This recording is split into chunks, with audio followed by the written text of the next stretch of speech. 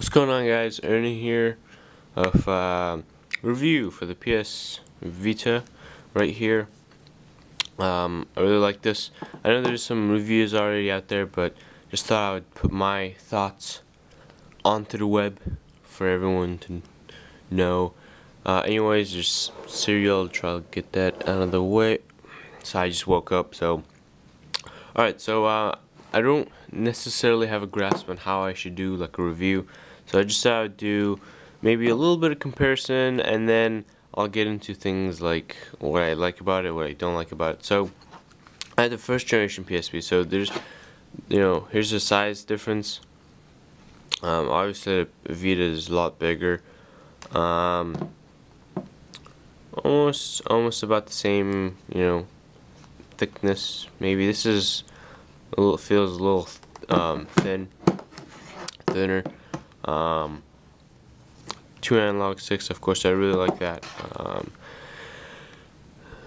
This feels, the first generation feels kind of cramped in my hands.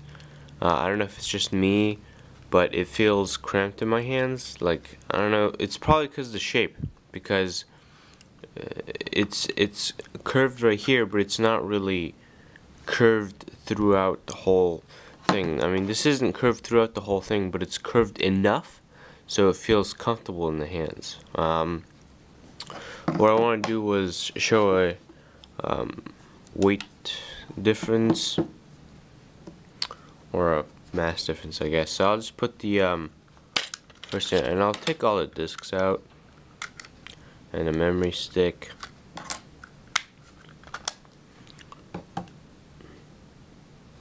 So it's 279 grams. I don't know if you guys can see it, but that's what it says. And I'll just show it to you guys again. And then I'll take out some of the stuff that's in here as well. With the memory card. So where's the memory card? It's right here. Okay. Here we go.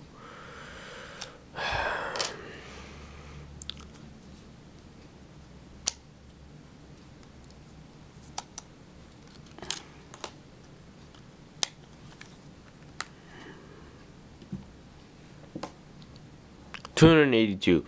Okay, so, and this one was 279, right? So that, I mean, this is heavier than this guy, and I've already done this test before, and I was pretty shocked when I saw this, and I was trying to figure out a reason for why this was. And well, there's just obviously more like functions. There's a touchscreen. It's 3G, 2 analog sticks, 5-inch OLED screen. I mean, it's pretty obvious that this would be heavier than the first generation PSP, but it feels lighter, and I was trying to figure out a reason for that too, and that is because the size, and I'll just turn this off, because the size of this is a lot, greater than the first generation. It has a less density. It has less density than this one, so that's why it feels lighter, even though it's actually not lighter. But that's a whole kind of different topic. And so I mean, I guess that's as far as comparison goes. I mean, the buttons, I mean, at first I thought they were gonna be like hard to play with because the buttons were so small, but it's actually really easy to use.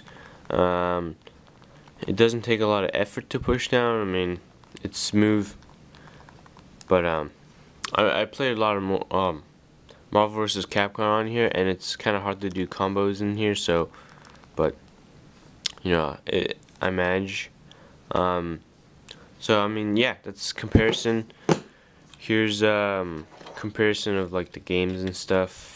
It's Family Guy. I was watching Family Guy in here. That's the size difference for you guys. I didn't like this disc thing because it broke pretty easily. Size difference of the memory cards. I don't like this because I feel like I can lose it really easily, and I just want to put it in right now because I don't want to lose it so easily. I try and put it back in. So difficult. I don't even know if I'm putting it in right.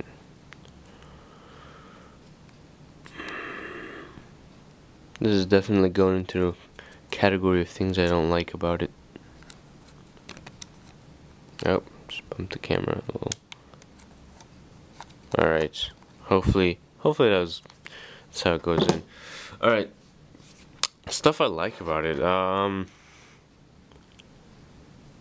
Already the design I really like about it. You know, it feels really comfortable in the hands. You know, 2 analog sticks. This is a weird thing about the analog sticks, is that I was a little disappointed in the analog sticks. I thought they were gonna be a tad bit better, but you know, this does the job, and I'm fine with it. I don't know how well this is gonna do in first-person shooters, because I'm a big, you know, first-person shooter guy, and I feel like they should have an extension, kind of. So it's a dirty joke. It should have like almost like a FPS freaks, where you can just it heightens the length of the stick so that you can have more control over the analog. It's just an idea I had. I think it's pretty good. Also, a lot of people complain about the sounds, being that, you know, the speakers are right here and yet you can cover it up. I never really noticed it. I thought it was actually louder because it was there, because I play like this, not like a retard and like this, where I cover up the speakers and play like this. I don't play like that. I play, you know, like this and like that, where my hands naturally cup the speakers so that the sound is actually a lot better. So I mean, I actually like the speakers. So there's that. Touchscreens. Touchscreen, I really like the touchscreen, even though it's not as good as, you know, like an iPad or something. I'll just enter my code. And that's the little song you hear when you're at the home screen.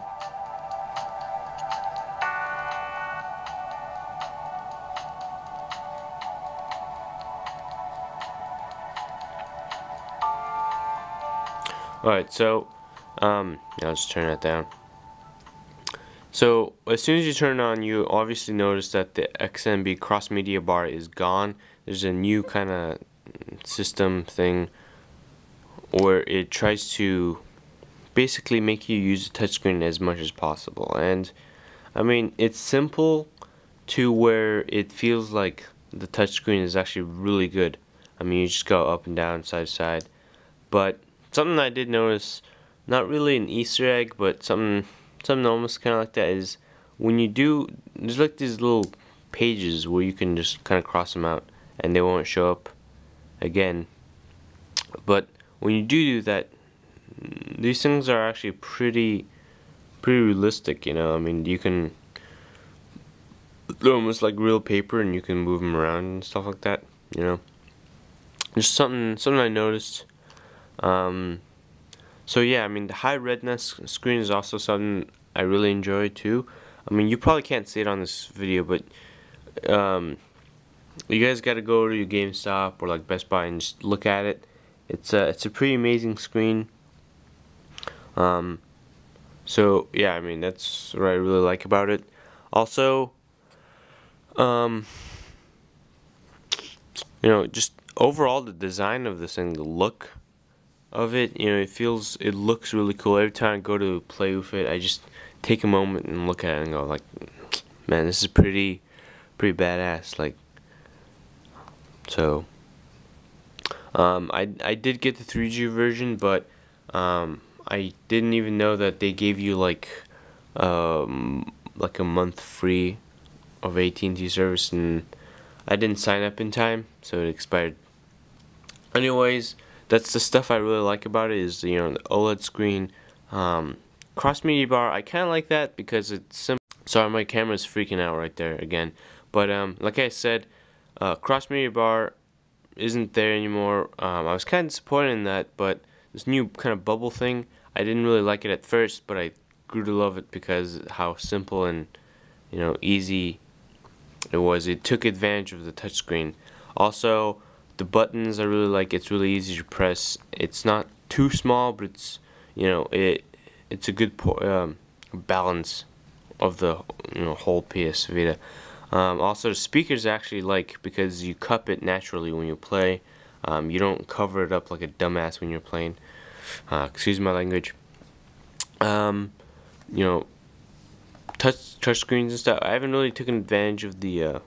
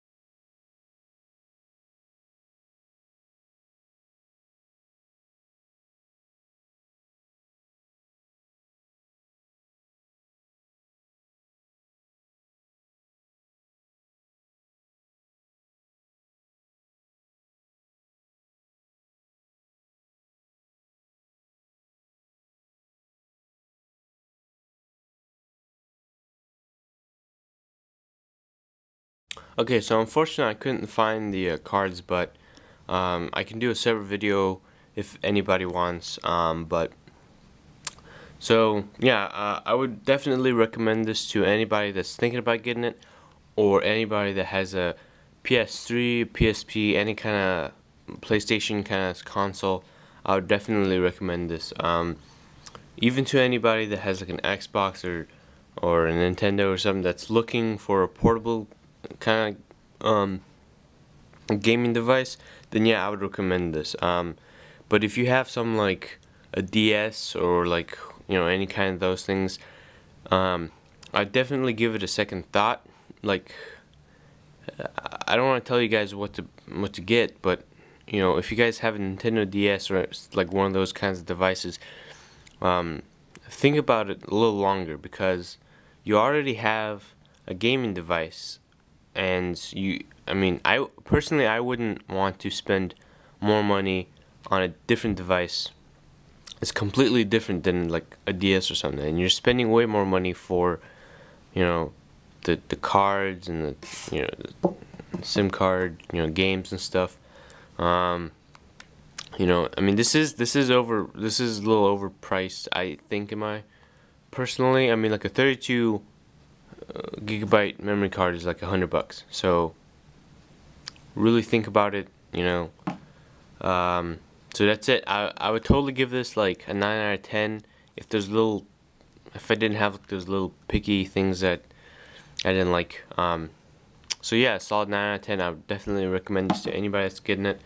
So thanks for watching, and sorry I couldn't find the augmented reality cards, but if you guys want me to do it, I can totally do like a augmented reality video for this. Oh, side note, review for a new iPad is coming up too.